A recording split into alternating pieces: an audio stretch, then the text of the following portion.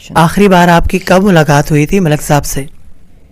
میری ملاقات ہوئی تھی ان سے اور بیٹی کی 2014 سپٹمبر کے اندر، اینڈ آف سپٹمبر تھا، اور پھر اس کے بعد ملاقات نہیں ہوئی ہے.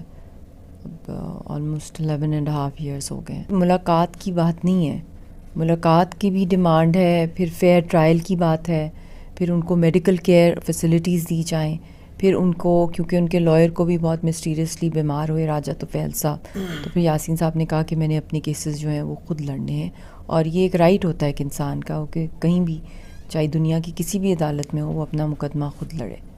تو یہ بیسک فنڈامنٹل رائٹ ہے کشمیریوں کا اور کسی بھی انسان کا دنیا کے اندر. ان کو تو کوئی رائٹ نہ فیملی سے ملنے کی اجازت ہے. بہت ریئر اپرچونٹی ہوتی ہے کہ میری مدر ان لاء کے ساتھ ان کی ملاقات ہو جاتی ہے یا ان کو فون پہ رابطہ کرا دیا جاتا ہے، وہ بھی سالوں میں، مطلب بہت کم. تو ہمیں تو بالکل جواب ہی نہیں آتا مجھے اور بیٹی کے حوالے سے، نہ کوئی لیٹر، نہ کوئی ای میل، نہ کوئی ٹیلی گرام، کچھ بھی نہیں.